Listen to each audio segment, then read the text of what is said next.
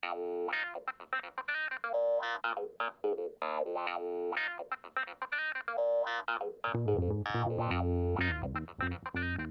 everyone, welcome to another episode of Lever Time. I'm David Sirota. On today's show, we're going to be talking about the record-breaking heat waves across the world and how they'll continue to get worse and more deadly if politicians continue coddling their fossil fuel industry donors and refuse to do really anything at all about climate change. Today, I spoke with the author of a best-selling new book about heat.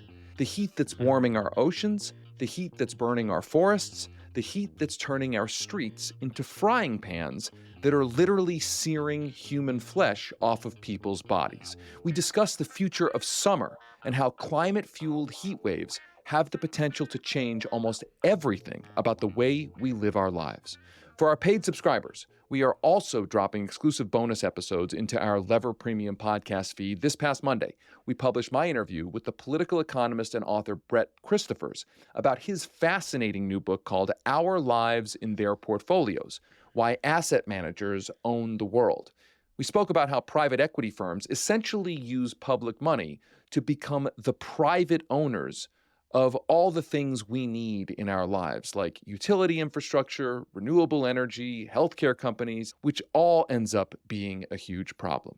If you want access to our premium content, head over to levernews.com and click the subscribe button in the top right to become a supporting subscriber. That gives you access to the Lever Premium podcast feed, exclusive live events, even more in-depth reporting, and you'll be directly supporting the investigative journalism that we do here at The Lever. As always, I'm here today with Lever Times producer Frank. Hey, Frank. Hey, David. I've been having a rough week. I know we're going to be talking a lot about climate on today's show, but, you know, I had one of those existential climate moments this weekend. I think all of us who really care about the climate and the future of humanity from time to time have those really dark, moments from time to time.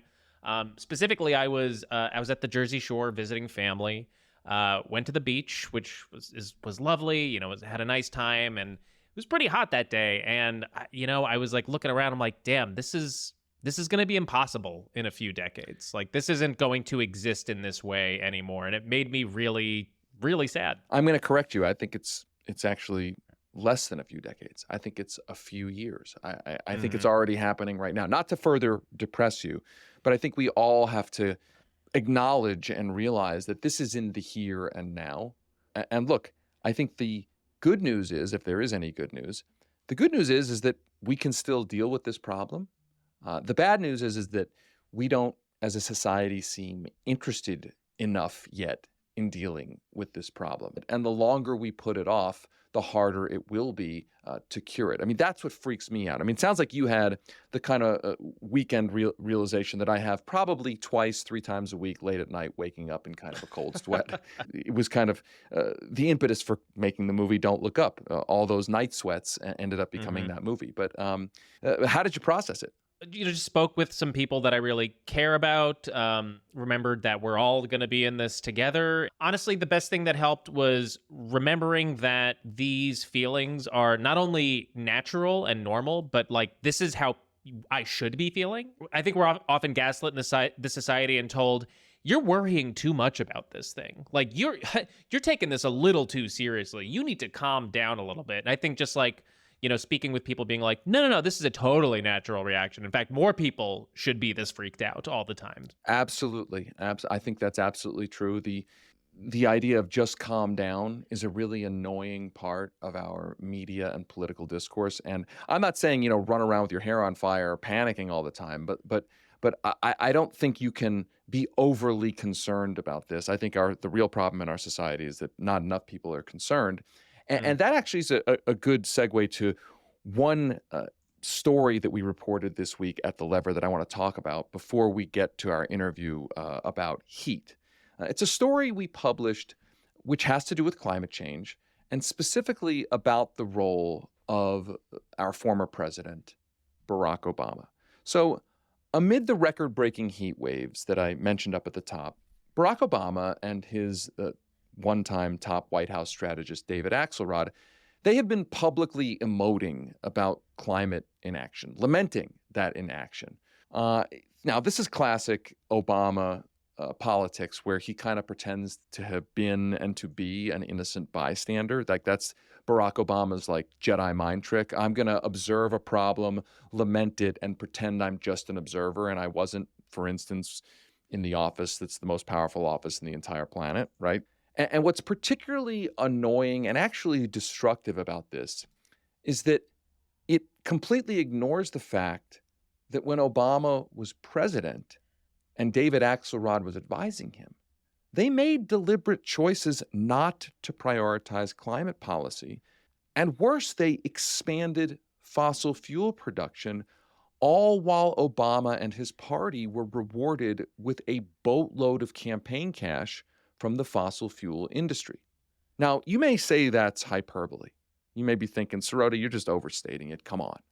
I want you to listen to an audio clip from March of 2012. This is a moment when scientists at the time were warning of thousands of heat records shattering during the climate crisis. Obama went to Oklahoma at that moment to brag about how much fossil fuel he and his administration were unleashing to be burned into the atmosphere. I want you just to listen to this. Listen to this. Under my administration, America is producing more oil today than at any time in the last 8 years. That's important to know. Over the last 3 years, I've directed my administration to open up millions of acres for gas and oil exploration across 23 different states. We're opening up more than 75% of our potential oil resources offshore. We've quadrupled the number of operating rigs to a record high. We've added enough new oil and gas pipeline to encircle the earth and then some. So we are drilling all over the place right now. Now, let's remember, right around that time, The Atlantic magazine reported that Obama's advisor, David Axelrod, who's now lamenting the climate crisis on Twitter, that the same David Axelrod was urging the White House to steer clear of tough, divisive fights with Republicans over climate policy in advance of the election. Okay, so let's say you want to give Obama the benefit of the doubt here. Let's say you think that, hey, Sirota, back in 2012, Barack Obama couldn't possibly have known how bad things were going to get, even though, of course, scientists were screaming that things were going to get bad. But let's just say Barack Obama didn't know anything back in 2012. Well, what about 2018? Because in 2018, Obama not only didn't apologize for what he did, he actually took another public victory lap about his support for fossil fuels.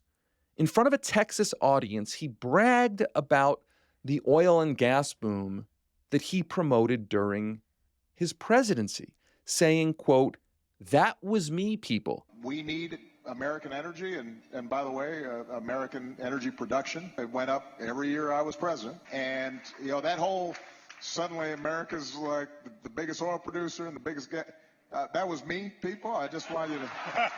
So fast forward to now, again, Obama and Axelrod lamenting the climate crisis on social media, in interviews and the like, trying to basically greenwash what you just heard, trying to greenwash their record, trying to not accept responsibility for what they did.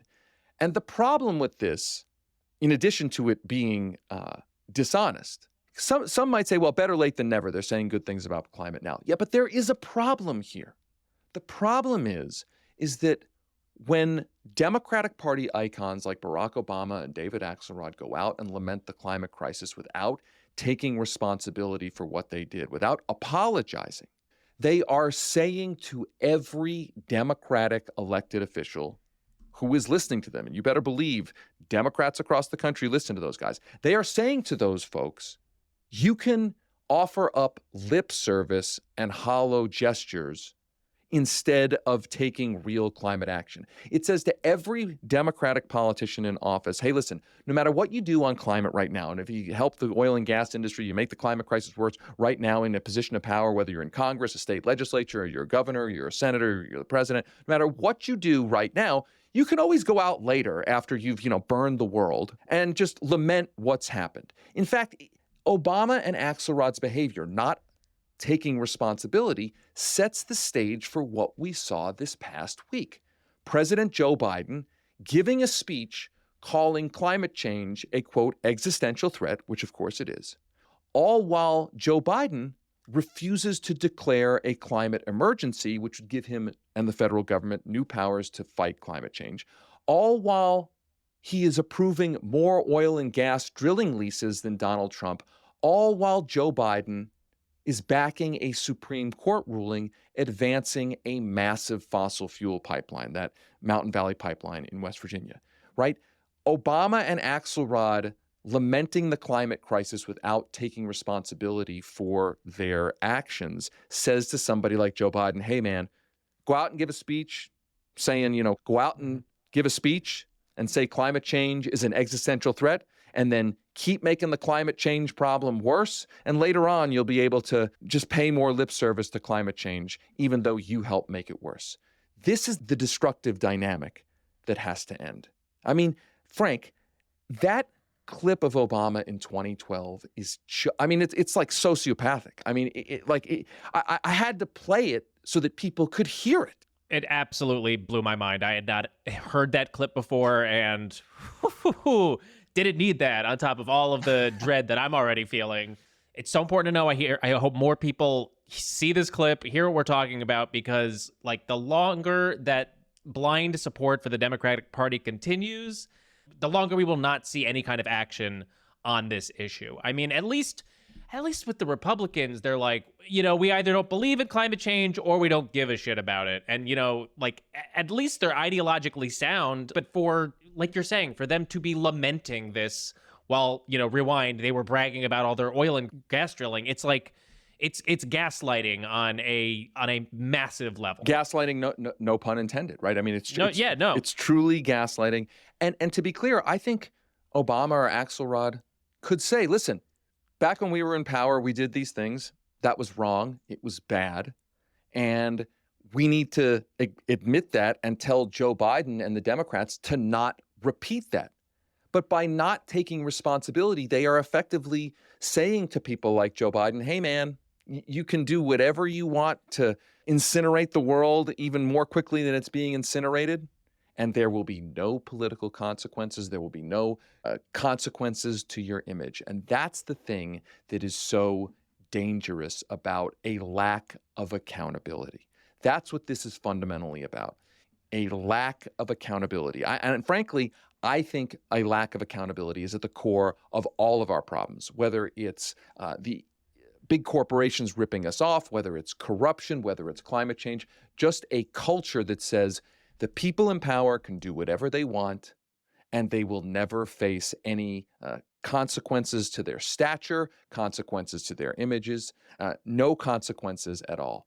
That's what this is about. Okay, we're going to stop there because we need to get to our main interview with the climate journalist who just wrote a best-selling new book. It's on the New York Times bestseller list about the future of deadly heat waves and what, if anything, can be done to stop them. That's coming up right after the break. Welcome back to Lever Time. As I'm sure most of you know, or have even personally experienced, this past July was the hottest single month in recorded history. In the United States, temperatures rose above 120 degrees Fahrenheit in several different parts of the country. And down in Florida, ocean temperatures reached 101 degrees, potentially shattering the world record for recorded ocean heat. Additionally, large swaths of Europe, North Africa, and Asia have also been hammered with extreme heat this summer. And it's not just the temperature that's rising. Over the past couple of months, we've also seen an increase in heat-related deaths and life-threatening burns from people simply falling onto the street, onto the pavement. According to the European Forest Fire Information System, as of July 29th, the number of fires across Europe has reached 991, nearly double the yearly average for this season. And in China, record-setting high temperatures have contributed to increased farm animal deaths and lost crops, threatening the food security in the world's second largest economy. It turns out that heat is the deadliest type of weather, on average killing more than twice as many people each year as even hurricanes and tornadoes combined. Heat-related deaths are also some of the most difficult to quantify, since most people don't actually get baked alive, but instead suffer from heart failure, dehydration, and even new food or waterborne illnesses, since bacteria can replicate faster in warmer climates. Of course, the groups that most acutely suffer from these extreme heat events tend to be the most vulnerable among us, like unhoused folks, the elderly, and those with pre-existing medical conditions.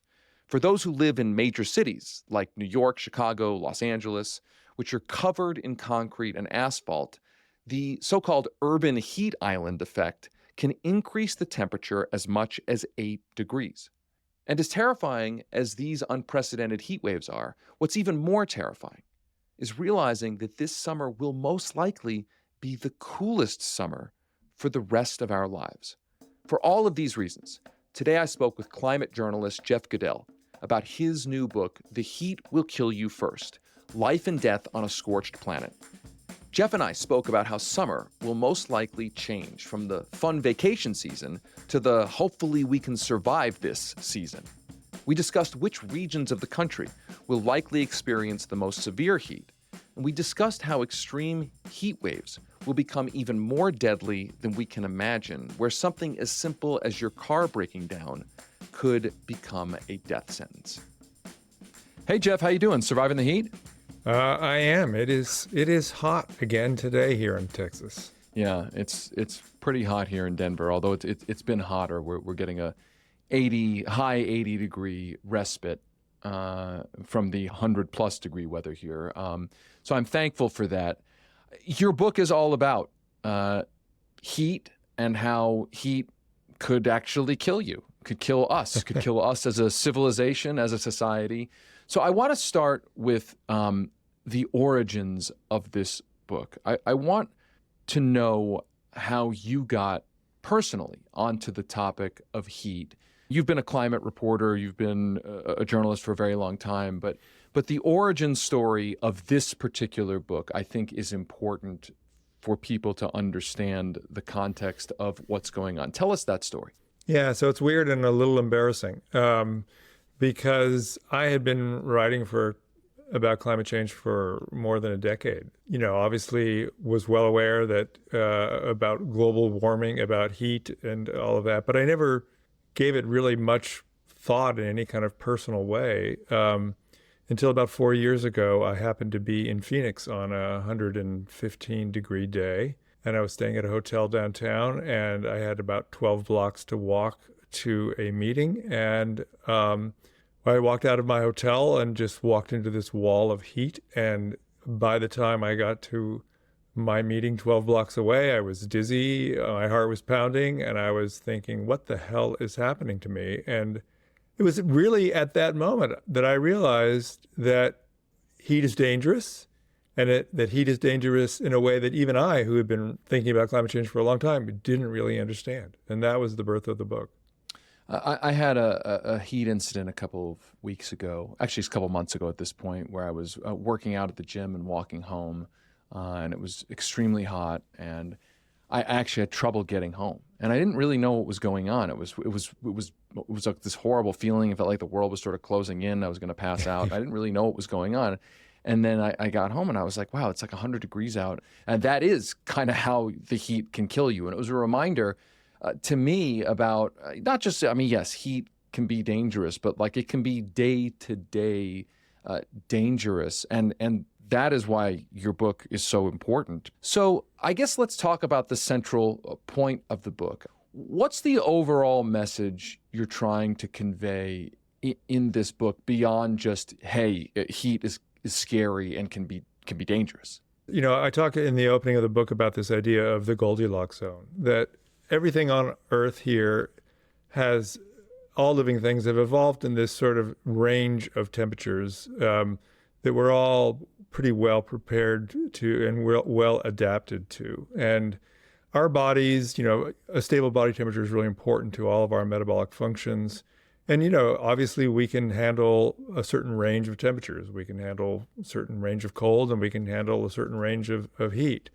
But when those temperatures begin to get out of that range, our bodies have, and all living things, have big problems. And the central argument of my book is that as our climate heats up, we are moving out of our Goldilocks zone. And we're going to have more and more of these kinds of extreme events where the heat rises to such a level and so quickly that our lives and the lives of millions of people are at risk, and not just in some long-term way, but in like you walk outside and you take the wrong route and you get stuck somewhere in the heat and you're dead. I mean, it's really a kind of almost like a lightning force. You talk about in the book the idea of global warming, that term, and how it has a potential branding problem and fails to convey the severity of what's happening in the ecosystem. I think the first part of the question is what to you right now is the most alarming kinds of things happening, or the most alarming signs happening in the ecosystem, in the climate? And what kind of language do you think we need to update our vernacular so that we're conveying the severity of those problems? Well, I think the most alarming thing that's happening right now at this very moment is the alarming, really truly alarming rise in sea surface temperatures in the Atlantic. Ocean temperatures drive everything in our climate system, and we're obviously land-based animals, so we're thinking about 115 degrees in Phoenix for 30 days in a row and things like that. But to me, in the big picture, when you really think about it, it's the ocean temperatures that are really alarming to me, because the oceans are these reservoirs of heat. Once they heat up, they stay hot for a long time. They drive a lot of other climate changes, and that to me is real evidence of that we're moving past boundaries that we don't really understand. And as far as the phrase global warming, sounds like better beach weather. I mean, really, and we talk about 1.5 C of warming, 2 C of warming. To most people, that sounds like, what's the difference between 78 and 82? I mean, who cares? It's like it sounds like nothing. And part of my challenge in writing this book was trying to make those distinctions clear and important, and why these relatively small changes in temperature have big implications. And it's also why I titled the book, with what was among my friends and colleagues that I was, road testing it with before publication. The Heat Will Kill You First was a pretty provocative title, but I really wanted this book to feel immediate. I wanted it to feel about you now, not some distant event of people will never know in some faraway land. I wanted it to be about you and me and our lives and everybody's life on this planet right now. So let's talk about right now. The question of specifically the danger of heat. What do we know about how many lives heat is costing right now, excessive heat? And you can extrapolate that by saying, well, heat heats up the oceans, which creates stronger storms and the like. Maybe let's narrow it down. I read a stat, for instance. I think it was something along the lines of 80 or 85 people in Arizona have died due to burns that they've gotten on their body, severe burns, from just extremely hot pavement. So I guess very specifically heat, not the extrapolation of, heat causes storms, causes tornadoes, right. Just straight up heat. Well, that's something I looked into quite a bit, because, one of the difficulties in talking about this is that heat is not like a gun, right? If you get shot by a gun, you've got a gunshot wound, and it's pretty easy to say, oh, he or she was killed by a gun. Heat is not that way. So people who die of heat stroke die in heat conditions die often of heart failure, for example. So they would be diagnosed as having a heart attack. And only if you knew that they were sitting in a room that was 110 degrees for 5 hours would you link it to heat. So statistics are very poor on this, widely acknowledged by every public health official I talked to. The numbers that I cited, the best numbers that I cited in my book globally are about 480 some thousand people a year die from, extreme heat exposure. Those are almost certainly undercounted. The numbers that you cited in Phoenix right now are almost positively undercounted. We don't really have a good idea of the numbers, but we know that they are large and that they are increasing. And the faster these temperatures increase, the faster these mortality numbers are going to increase. Okay, so let's talk about what can be done. I think almost everybody listening knows that long term, what must be done is to stop burning fossil fuels, which ultimately makes the planet hotter. In addition to that, to deal with the very present, right now issues with heat. One question comes to mind. Can we air condition our way out of this problem, or at least in a way that mitigates this problem in a productive, constructive, realistic, and sustainable way? The pretty simple answer to that is no. Everybody loves air conditioning. Most people love air conditioning. It's a nice idea to think that we can just give everybody air conditioning and we don't have to worry about this. But the simple fact is we're not going to give everybody air conditioning. Air conditioning puts incredible demands on our grid system. There are billions of people on the planet right now who don't have air conditioning and are, for all intents and purposes, never going to get air conditioning. I spent a lot of time with people while I was reporting my book who have air conditioning but couldn't afford to run it. So it's because of the electric bills. So it's tied to poverty and many other issues. Moreover, we are not going to air condition the wheat fields and the cornfields where we grow our food, which are also vulnerable to extreme heat, just like we are. We are not going to air condition the oceans, which for all the reasons that we talked about earlier, plus food and things. So, air conditioning is a way of creating a kind of bubble that you think you're okay in for a while, but in fact, the rest of the world is still going to suffer from this extreme heat. I want to interject and ask, does that statement that you're making about air conditioning not being really a solution, does that extend even in the, most ideal situations where the United States and industrialized countries all over the world do a much better job of producing heat pumps, much more energy efficient heat pumps? I've heard a lot of people talk about how heat pumps are a part of a climate solution. So I just wonder, if we waved a wand and every air conditioner in the world was a heat pump, are we still not going to be able to air condition our way out of this? No, because I'm putting a heat pump in my house right now, and it's expensive. And, it's complicated and it's taking forever to get installed. And so heat pumps are great. Air conditioning is certainly, I'm not saying that we should turn off air conditioners. I mean, obviously they save people's lives. We should democratize air conditioning. Absolutely.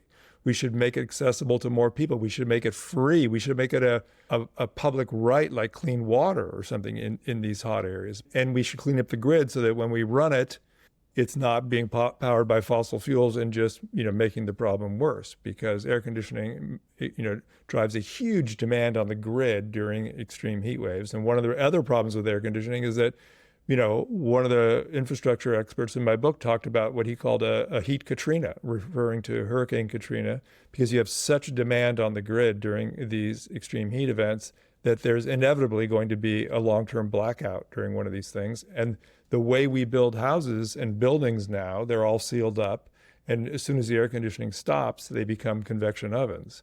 And so, we're dependent upon air conditioning in this way. But all that said, yes, air conditioning saves lives. We should do everything we can to get air conditioning to people in a sustainable way that will cool them off and save their lives. But the reality is, still, there are billions of people who are never going to have air conditioning. And outdoor workers, you're not going to air condition the guys who are out right now down the street here, working. It's 107 right here in Austin today, and they're putting asphalt down.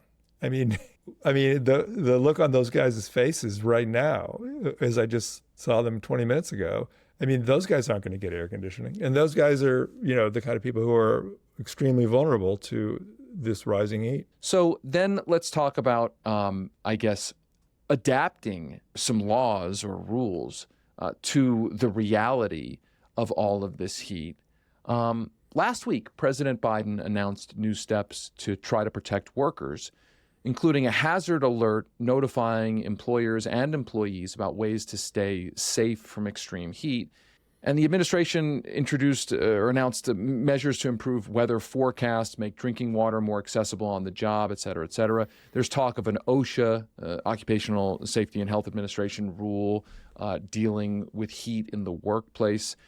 What kinds of things can be done to protect workers on the job? Is there anything really adequate that can be done for the outdoor workers that you just mentioned?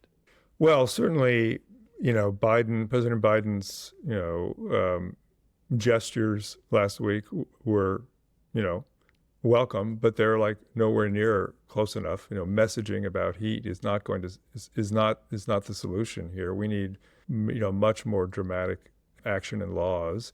OSHA has been working on heat standards for 7 years or something, and they still haven't come out with it because all these big employers are fighting hard against it because they are fearing that it's going to hurt their productivity and things. It's the same reason. I mean, in the middle of the Texas heat wave here 2 weeks ago, Governor Abbott signed legislation prohibiting any cities or counties in Texas from instituting shade or water breaks for workers because he was, his theory is that it's going to cut productivity. I mean, that's insane and barbaric, right? So, what's going to save outdoor workers is really strong and enforced federal laws that say, when the temperature gets above a certain degree, you have to cut off work. You have 20 minutes of breaks every 2 hours or whatever the standard happens to be. But, real enforcement of real guidelines and real laws about this. But, I'm a fan of President Biden. I think he's done, a lot of great stuff. But, this is a long way from happening. And so outdoor workers are extremely vulnerable. I wrote about a agricultural worker in Oregon who died of heat stroke in the fields in 2021 during the Pacific Northwest heat wave. And he was from Guatemala. He understood heat. He understood exactly the risks of heat. But he also understood that if he took a break and was seen sitting around in the shade drinking water, he was going to get fired. And if he was going to get fired, what was he going to do? And how, in his dream of sort of saving money to build a house for his wife back in Guatemala would be over. So he kept working and he ended up dead. That's a good segue to a question about the science and physiology of heat. When it comes to workplace rules that would better protect outdoor workers in a boiling world, do we have basic standards that we know should apply to all human beings to best protect them? I guess what I'm asking is, I'm guessing certain people's bodies react differently to different levels of heat. And so I guess what I'm asking is do we have the scientific precision to know exactly how to protect the most workers? And if we do, what are the key things that we know? Well, that's one of the things that makes heat so tricky. And it's the same thing with ranking. And there's a lot of interest right now because of the rising vulnerability and stuff in ranking heat waves like we do hurricanes, category 1, category 2, category 3 kind of thing. And with hurricanes, for example, it's easy. It's a wind speed, and that's a pretty straightforward ranking. With heat, though, it's different. 110 degrees in Death Valley is very different than 110 degrees in a very humid Miami, for example. So humidity of heat is big, it affects our bodies in very different ways because the way our bodies dissipate heat is by sweat. And if the more humid the air is, the less efficient our bodies are at evaporating the sweat, which is why when it's really hot and sweaty, you're sitting in a pool of sweat and you just get hotter and hotter. And actually, wet heat is much more dangerous than dry heat. But there's also the question of different vulnerabilities in different people, right? Extreme heat puts a lot of strain on your heart. And so because what our bodies do when we're trying to dissipate heat is that your heart starts pounding harder and harder and pushes all your blood away from your internal organs in your brain towards the surface of your skin in order to get closer to the cooling of the sweat, which is carrying the heat away. So your heart works really hard, and people who have any kind of heart problems, circulatory problems, if they happen to be on any prescription drugs like diuretics or beta blockers or something that impair circulatory stuff, they're much more vulnerable. So all these kinds of things make it very difficult to say, all work has to stop at 101 degrees or something like that, right? So there has to be flexibility in these regulations, basic ideas about when the temperature gets above X degrees, you get 15 minutes of breaks every 90 minutes or something like that. But it's very hard to get really precise about it.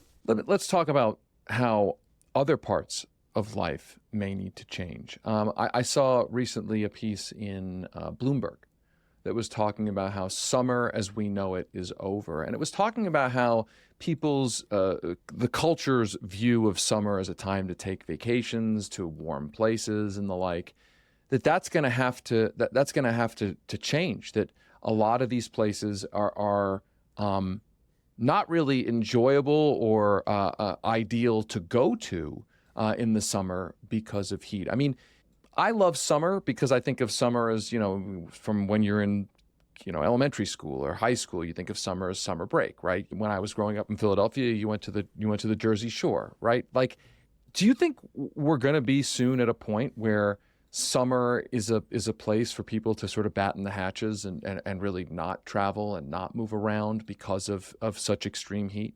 Yeah, I'm living it right now in Austin, Texas. I mean, seriously. I mean, I live a vampire life here. It's like so hot during the day that I don't want to go out, and not just me, but everybody I know, we don't want to go out in the day. Our cars are too hot to touch. You can't walk anywhere because, you're in the sunlight in the heat for 10 minutes and you're, feeling woozy. I mean, it's profoundly changing life here in Texas, already.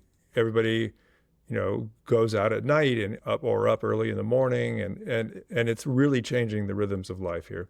But I also think I read that Bloomberg piece, and I think it's very true that, do you want to go for a vacation in Sicily right now?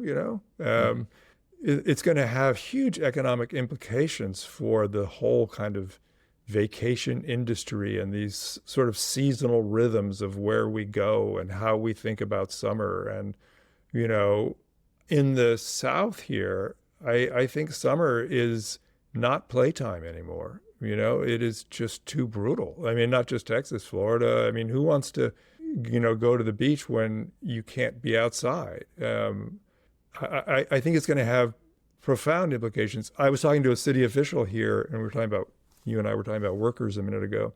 I was talking to a city official in Houston a couple of weeks ago, and he said, we're going to have to shift all construction in Houston to nighttime in the summertime. If we want to build anything, we're going to have to build it at night because it's just too hot during the day for any kind of workers or to do anything. And that's going to be profoundly disruptive to all kinds of economic rhythms in that city, and just, I think, the harbinger of things to come. And I should say, my own summer, I kind of experienced this summer. This was quite randomly the first summer that I did not go to the Jersey Shore in probably 30 years, maybe 35 years at this point. We stayed here in Colorado, and we've been going up to the mountains where it's much cooler. And something in my brain kind of signaled, like, maybe this is the vacations more and more people are going to take to get to places at, for instance, higher altitude or higher latitude, where it is cooler in the summer, and that going to, back to the East Coast isn't even that high a latitude, right? But like the humidity of the Jersey Shore a heat wave on the East Coast is much different. As you said, 90 degrees is much different with all that humidity on the East Coast than it is here in Denver. And Denver is a much hotter climate than it is, an hour and a half into the mountains. I think all of that, it was even in my mind, I was like, well, maybe this is the way we're going to, when we do recreational trips, maybe this is the way we're going to be doing this. We as a whole society are going to be rethinking this. Now, that's a good segue to the other part of this question. There are certain places where the tourism economy is going to change, the travel economy is going to change. There are other places that have come up recently that some people are arguing are not going to be livable anymore. What are your thoughts on places like Arizona, Las Vegas? Do you think in our lifetime we are going to see those places deemed as wholly unlivable? And what does that mean, right? I mean, what do we really mean when we say, Arizona is no longer livable, or Phoenix in specific, or Las Vegas or Tucson? What does that mean in practice? I think that's a kind of metaphoric language. I mean, because first of all, we can live in all kinds of places. Humans, if you have the right technology, if you have enough money, you can air condition anything. You can build air conditioned tunnels under, there's easy to imagine Phoenix going underground, developing shopping malls and bowling alleys and whatever else you want to imagine in an underground world. And, this question of uninhabitable, the first thing that comes to mind is uninhabitable for who, So yes, if you have no money and you're looking for a cheap apartment and you work outside, it's easy to imagine temperature ranges half the year being, unlivable. I mean, literally, unless you're willing to suffer and put your life at risk, that it is, deadly and dangerous conditions. And, every living thing has thermal limits. Our bodies, we have thermal limits. There is, there's a reason there's no life on Venus, right? I mean, the Wall Street Journal just day before yesterday, had a piece about how this summer's heat has already had a $10 billion impact on the Phoenix economy. So yes, you can live there, but it's going to have a lot of effects on things, and it's going to be a different place. And in the whole Sun Belt boomtown, everybody be happy and just go wear your shorts and flip-flops and hang out in the desert is not going to be a thing. It's going to be a very different kind of way of life. And there's all this talk of how we are moving into a new geologic era. I want to hear your thoughts on this. There was a group of scientists that claim that human activity has so fundamentally now altered the Earth's climate, ecosystem, and geology that we've entered Anthropocene, I think that's how you say it, though it's yet to be formally recognized by the scientific community. And there's all this talk now of tipping points, right? The ocean temperatures, have we reached a tipping point? They're 5-6 standard deviations off from where they had been in the past. Are we entering, in your view, having studied this, are we entering a new geologic era?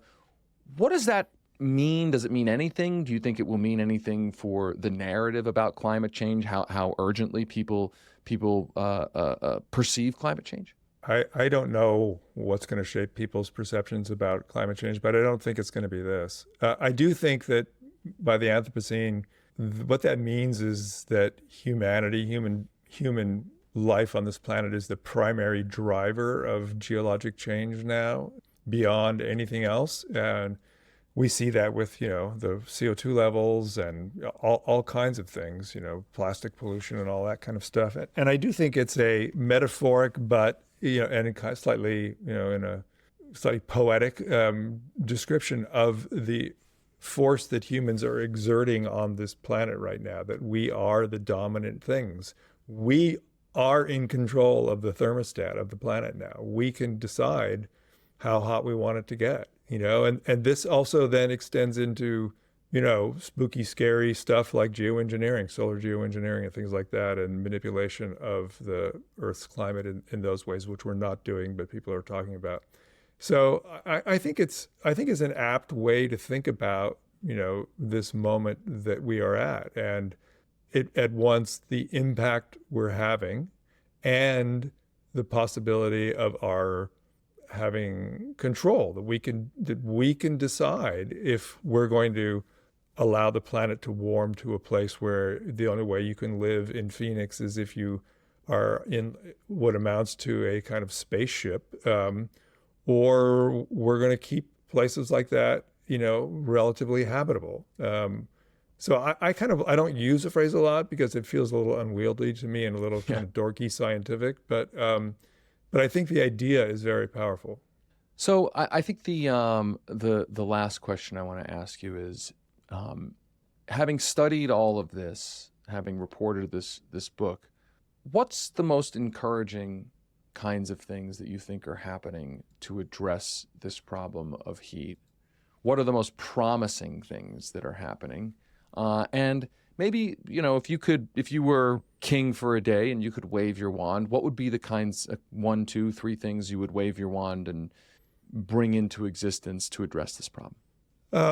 Well, by far, I think the most hopeful and inspiring thing that I'm seeing happening purely as it relates to heat is the way it has inspired city planners and urban planners and others to really push hard to bring nature back into cities. I think that, cities are, there's this heat island effect that makes cities much hotter than the surrounding area. And we're seeing a lot of effort to green cities, and in everything from in Athens, rebuilding the Roman aqueduct to help bring water in so that they can have more green spaces in the city, to Paris is doing an amazing job of greening the inner city, banning vehicles, reimagining cities as a place that has a connection with nature. And I think that is a really kind of powerful thing. Of what I could do to wave a magic wand, I don't know. I think it would,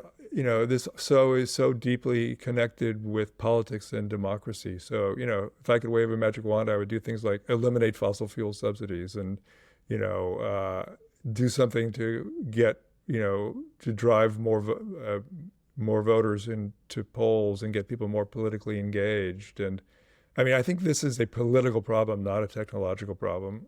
One of the really hopeful things, and I'll kind of wrap up with this, I've been doing this for 20 years. And when I started writing about climate change, it was like I wrote about the sex life of porcupines or something. It was like some weird little thing, that nobody cared about. And, and now it's the center of like every conversation. It's on the front page of the papers every day. Every time I go to meet new people, they ask me where they should move or what they should invest in or whatever. Are we doomed or are we not?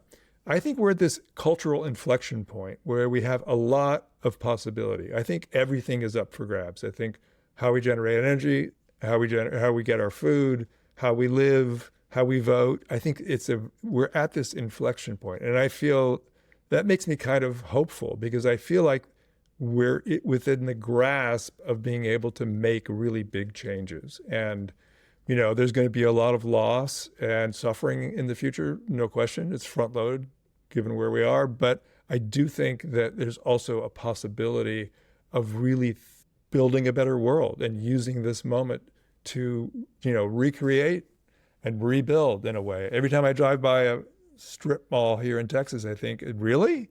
We can't do better than that? It's not like we live in a perfect world. And I think that we can do a lot. We have this opportunity right now, this window of people listening and paying attention that I find inspiring.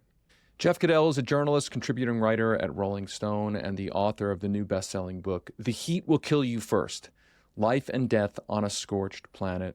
Jeff, thank you for your work. Thank you for your reporting. I have followed it for many, many years. And thank you so much for writing this book and for spending time with us today. Thanks for having me on. That's it for today's show. As a reminder, our paid subscribers who get Levertime Premium, you get access to this week's bonus episode, my interview with the author of the fascinating new book, Our Lives in Their Portfolios: Why Asset Managers Own the World. To listen to Levertime Premium, just head over to levernews.com to become a supporting subscriber. When you do, you get access to all of Lever's premium content, including our weekly newsletters and our live events. And that's all for just $8 a month, or $70 for the year. One last favor. Please be sure to like, subscribe, and write a review for Lever Time on your favorite podcast app. The app you are listening to right now, take 10 seconds and give us a positive review in that app. And make sure to check out all of the incredible reporting our team has been doing over at levernews.com. Until next time, I'm David Sirota. Rock the boat. The Lever Time Podcast is a production of The Lever and the Lever Podcast Network.